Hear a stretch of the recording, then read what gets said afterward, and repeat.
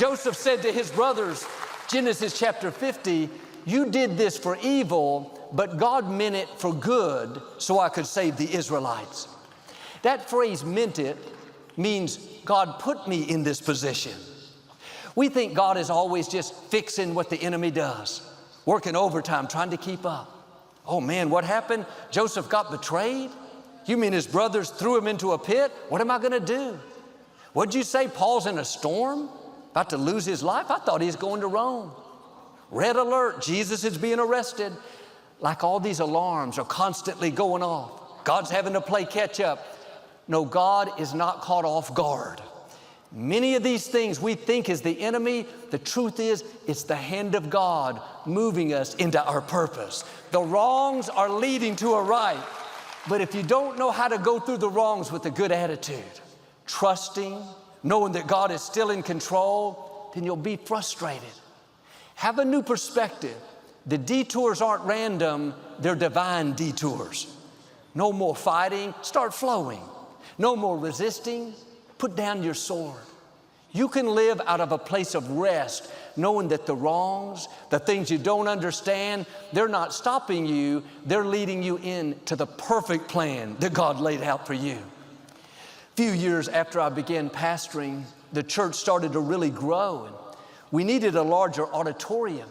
We found this 100-acre tract of land on the freeway about 2 miles from the other church. I talked to the owner. He said it had been on the market for over 20 years and he had never had one offer. I thought, God saved this just for us. It was perfect.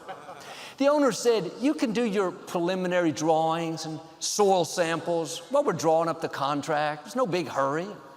Several months later, we went to close on the property. The men's secretary came out, said, I'm sorry, but the owner sold the property to someone else last night. I couldn't believe it. Didn't keep his word. I was so disappointed. I just knew that was the devil taking our property. Well, a couple of months later, we found a better piece of property. Had more space for parking. They were building a new off-ramp from the freeway to give it better access.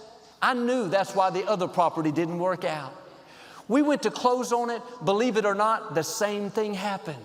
They sold it to someone else. I was discouraged. I didn't understand it. I had to do what I'm asking you to do. I said, God, I'm disappointed, but I'm not going to fight it. I'm going to flow with it. I know these closed doors mean you have something better, so I'm going to take down my sails and let these winds blow us to where you want us to go. 6 months later, a friend called. Hadn't spoken to him in a long time, and he told me how the Houston Rockets basketball team was going to move out of the Compaq Center. The city was going to put it up for sale.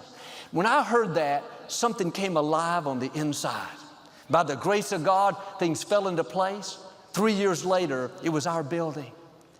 The reason our plans don't work out many times is because they're too small. What God has in your future is bigger, better, more rewarding than you can imagine. Don't fight the wrongs. The wrongs are necessary to get you to the fullness of your destiny. It was wrong that the first man didn't keep his word. It was wrong that the second group sold the property out from under us. But I've discovered in this case, 2 wrongs were leading to a right. It was all a part of God's plan. I don't fault that first man anymore. It wasn't his choice. He was a pawn in the hand of God. He had to say no. He couldn't override God's purpose. That second group, they had to turn us down.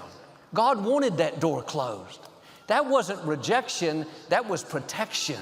That was to keep us from missing the best plan God had for us. Now, there may be things in your life right now that you're disappointed over, that weren't fair, you don't understand. One day, you're going to look back and say like me, it had to happen. They had to say no. Judas had to betray me. My brothers had to throw me into the pit. The door had to close. The storm had to come. All these things had to go wrong so you could get to the right place. It's not just a detour, it's a divine detour. It's the hand of God ordering your steps.